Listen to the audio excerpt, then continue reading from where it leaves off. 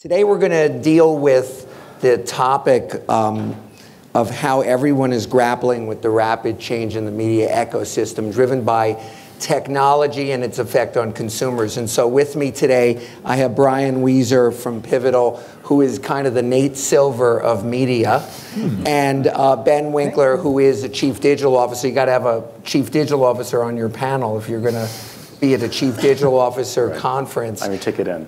Who has the will represent the marketer and the advertiser. And I think that I want to start with you, Ben. TV is still dominant according to statistics, to what you say your clients are doing. How are marketers making decisions today with the rapid change that's going on, and how are you guys advising them? How do you see it evolving? Yeah, our clients are certainly grappling with what seem like two independent facts that are in conflict. One is that TV just keeps getting bigger. It's still somehow ascendant. The average American watches 5.5 hours of TV a day, which is more than last year and more than the year before then. 95% of all video is watched on a television still, and 84% of that is live and linear. But at the same time, we're hearing that young people in particular are watching less and less television. Like 18 to 34-year-olds, for every additional hour of online video they watch 9 hours less of TV per month. That's 300 30-second spots that are not going to reach that audience. All right, but the fact is that these two things, that they're not in conflict. They can exist at the same time. The TV audience is aging, if not, although they are watching more of it. So our job is to say, well, for many of our clients who are interested in this younger demo, most of them I would argue, how do we use that digital video to either extend our reach those people we can't, or find that wonderful thing, that alchemy that happens when you reach the same person with a video message in TV and in video, it delivers more, right? So do we want those two media to be independent, so you're maximizing your reach, or do you want them to overlap entirely so you maximize your impact? Or is there some sort of golden ratio in between there? And a lot of that depends on who you're trying to reach and what your objectives are, and that's where we come in to help our clients say, okay, this is how you want to use this stuff more appropriately. Excellent. Brian, how do companies today, you follow many, how do companies today balance hitting quarterly numbers with trying to solve the problems of their business and of their clients? Because there's lots of talk about technology changing the way media is being bought, but at the same time, people are making these decisions and people are buying the products, and that's a slower evolution. Yeah, well, I think it varies by company. I cover a lot of things as an analyst that touch different parts of advertising, but if you look at the media owners, the Facebooks of the world, the Viacoms of the world, et cetera. A lot of it has to do, in my opinion, of just being well positioned and positioning themselves well for segments of the market which are in a good position, and skewing the business in that direction. Or take CBS. The nature of that business being focused on increasingly, frankly, not advertising. And non-advertising supported revenue streams, which are new and growing, and positioning themselves for that is one way to get away from not having to be as concerned about the current quarter as I think they have been in the past. So I think most operators don't really want to focus quarter to quarter. There's some degree to which they're forced to, but I think most of them try to position away from that if they can. What do you see the current trends, heading into next year? Where do you see the trends taking these companies? Well, frankly, I think, again, that if anything, there's a preference to diminish dependence on advertising is probably a common theme, because it's not pleasant necessarily to be subject to the vagaries of the economy if you must be, and to the extent that the advertising market has some strong correlations with it. I think that's true certainly for those who are TV-centric. Again, that's why the battle with Aereo is so important to a CBS or to anyone with broadcast exposure, or Fox as well. I'd argue there's a whole other world of reasons why they're really wrong to be battling them, but they're trying to defend these new revenue streams, which are so meaningful in terms of cash to the bottom line over the long term. So I see more and more focus on that. And then separately, if you look at the companies like a Facebook that, or even Google that are focused on pure advertising for the most part, I think new product that targets new segments of advertisers and new markets, international markets, wherever possible, is probably the common theme there.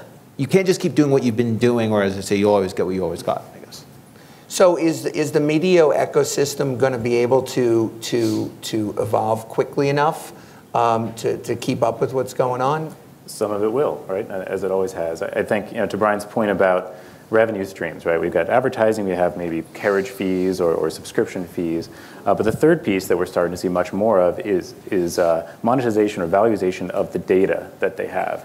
For the longest time, the publishers we've worked with, very close to best, very proprietous about their data. They felt that that was just as valuable as their brand, and it's something they wanted to hold close. Recently, as we work with our publisher partners, they're starting to see that, wait a minute, they can monetize this. There's money that they can make from that data without lessening all that equity and brand equity they built over the years. And that's where the conversations get a lot more interesting. It's no longer transactional, I'll give you money, you'll give me exposure, right? Instead, let's talk about the insights we get out of your people. If someone goes to New York Times and reads there all the time, it's not such a bad thing for my advertiser to reach that person outside of the New York Times. That doesn't diminish the value of your brand, and it's making you money when you're sleeping. So it's got to be that extra revenue stream. And how do you do that? How do you make money while you're sleeping, right? You let the robots do it. It's essentially what's going on, right? Rather than you have the 23-year-old media planner calling up the 43-year-old media seller and try to put something together, we recognize, and those guys have nothing in common otherwise, right? It's both guys getting together and deciding what kind of audience is best for my advertiser, and what kind of audience can you deliver, and where's the overlap there? Won't the robots be biased towards robots? That's right. They'll just show ads to bots who will click, right? I guess, and then we can all go home. But no, I think that once you establish those rules and tweak them as appropriate, that while we're sleeping, advertising is being directed to the right people and optimized accordingly, and then you wake up and you adjust it appropriately. But you're talking about, there's a balance between reaching the right people, the demographics, and reaching it in the right context. There's a lot of discussion today on whether or not data can pick up the void that people have filled for years, which is looking at the context, reaching the people at the right period of time, et cetera. What do you guys think about that? You've actually hit on something interesting in between what we're both really saying is there's so much more value to the marketing, which ultimately is a business goal, right, rather than media goals. But the marketing is so much more than just impressions. Data is one way to get there. I was just at Dreamforce. I'm not sure. Anyone here attend Salesforce.com's big shindig this week? Anyone?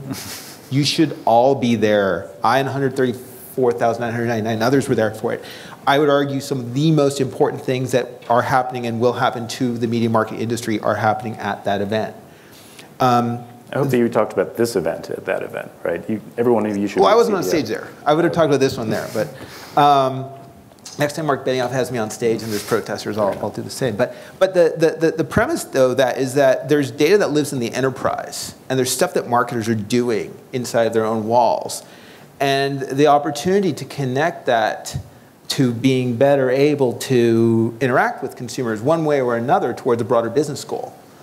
It's kind of where a lot of this goes, because the advertising almost, I don't want to say it's table stakes, but an impression is an impression. The value used to, as we were talking maybe at breakfast, the value used to be purely in the context, the adjacency. But now the value is much more than that. Some of that's table stakes. For a given tier of quality, it's about something much more, and how you connect a business goal to a media goal is kind of where I see a lot of this going. You said an interesting thing. How do you decide the tier of quality? What determines, the word premium is often used, and I bet if we asked everyone in this room, we'd get a lot of different definitions. How do you balance defining premium? Yeah, it's interesting. Premium is is a qualitative description as opposed to something like, you often hear what's the difference between premium and programmatic, right? But premium is a qualitative description, programmatic is a process description. These things are not, they're not equivalent, they're not apples to apples. Often premium is used in the same way that we used to say branding, which is, I'm not really sure what it is, but it's the good thing that we can't measure that well, all right? What's happening is sort of the striation now, where if it's simply just adjacency, then we can get that, we can buy that through a programmatic way. And that ad to the consumer is just as premium as one that I picked up and hand-selected, right? What we're doing more and more for much more brand-conscious and blue-chip clients is basically making or elevating what used to be considered this broad premium blob and saying, okay, custom programs, native programs, content programs, that's now premium. Anything that's simply about adjacency, we can do that through private exchanges and the rest of this. We don't need to have that human interaction to do that. Content will always be a proxy for audience, which is great. That middle slice is becoming less interesting to our clients. But as the business operates, you need to balance that slice of pure adjacency with mixing it with content, because that often costs more. The closer the content, the multi-platform programs. How do you institutionalize that? Yeah, I mean, neither on its own is going to deliver on your goals if your goals have any kind of hybrid element whatsoever. I mean, if they're solely about, for Time Warner Cable, pushing new Time Warner Cable subscriptions, then we don't need to do a lot of custom content programs. It doesn't make a lot of sense. If you're Apple, there's not a whole lot of appetite for programmatic, right? But everyone in the middle has a nice balance somewhere in there, and it's just dictated by objectives. Unfortunately, that's the answer to most of these questions. Brian, you work with a lot of media companies, you work with a lot of technology companies, you worked at an advertising agency. What's different today than if we were sitting on this stage a year ago, and what do you think is going to be different in a year? Well, frankly, the biggest thing, I guess I'd say if there's one thing from a year ago to now, and given who's on the stage with me, we shouldn't go into too much detail, but it would be POG, I guess, Publicis Omnicom Group, and what that means for consolidation. But not allowed to talk about. Yeah, I know we can't talk about that. But in terms of again, the biggest thing going, change is so incremental and gradual, right? I only call that change out because sometimes there are great shifts that you expect happens gradually that just happen all of a sudden. Over a multi-year period, it is this intersection between marketing and broader business objectives with media. And I think that I see it happening. I mean, it's real. Like, again, as I say, down at the Moscone Center, it's like a pseudo-religious revival for those who are there. But this incremental step towards the intersection of a marketing goal with a media goal with software in the middle, that's just going to continually grow in importance. And do you think the traditional media companies will be able to keep up with that and what's going on out here? I think some will. But I think, I remember a conversation I had 4 or 5 years ago with a large print publisher who should go unnamed, I guess, and they were showing off their wonderful new products, and they were trying to explain why surely they'll get more advertiser business for these great new products. And I said, do you understand that the buyer may have said they like the product. Remember, I was never a buyer. I was kind of a big picture guy or whatever. The buyer may have said they like the product, but the planner they work for and the client the planner works with and the boss of that person actually only wants feet in stores. They don't actually care about your media property. Do you understand this? And this was absolutely not clear. And I'd argue that it's one of the major reasons why many publishers in that space, frankly, just got obliterated. I think that increasingly we see some who understand that they're supporting a broader marketing goal and a business goal, but not everyone's going to get there. You have lots of different clients. Are there some clients, let's take the financial services and the retailers out, because digital has been captured by them in a very different way. The CPGs, the brand companies, how are they adopting to the mixture of technology with traditional media today as they make decisions? It's pretty broad. I guess a good example of one of our clients who's embraced technology and social, mobile, the rest of this is General Electric, which refers to itself just as GE now. So I guess in the first way, they've already shortened it to fewer characters. These guys recognize that they're not selling locomotives online, right? But what they can do is engage with people in a much more human way, so that people think of GE first when it comes to innovation, when they're looking to hire a company or looking to go work at a company, you name it.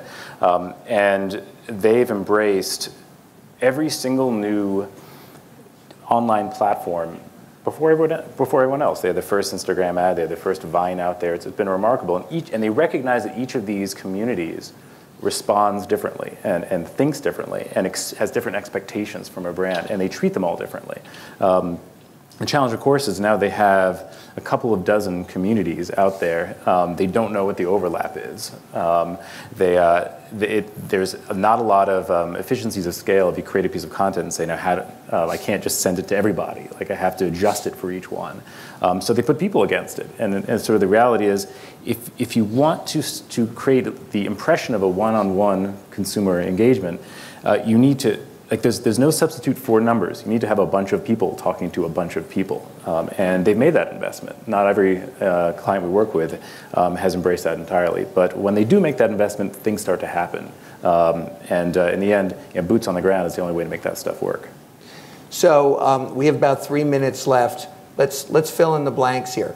If you're a VC, I'd like you to fill in this sentence, Brian. If you're a VC, I would invest in what type of company? Marketing technology, not ad technology. What's the difference? Ad technology is about impressions. It's about content and people. Marketing can include marketing automation, content management, ultimately taking the bigger picture marketing goal and connecting it to technology. Ben, if I'm an old school... Hold on a second. I want to know, give me a couple of these companies' names right now. Well, Marketron has gone public. Salesforce, Adobe, stuff that, IBM is buying these companies, so is Accenture. So you're going out on a limb saying buy what IBM buys. I'm not going out on a limb. I'm just saying, that's the space. By the way, the agencies are going there too. I think that's where, I'd argue WPP's probably articulated a vision around this much more clearly than anyone else. I suspect when POG comes through after their process, they'll be more aggressive in this. But if you, again, look at WPP's presentation on the Data Alliance, that's the future. If I'm an old school TV advertiser, what do I do now? After you change your shorts? I think, not because you're old. No, that wasn't it. That was not the intent. It was because you're afraid. I want to make that very clear. Both. Okay, sorry. The question was, if you're an old school TV advertiser, what do I do now? Yeah, what do you do now? I think that the big fear for old school TV advertising is that young people have always watched less TV than older people, but as they've gotten older, they've watched more. This has been a truism for as long as TV has existed. It's not clear if that trend is going to keep happening. I think so far the few data points I've seen shows that trend is ending.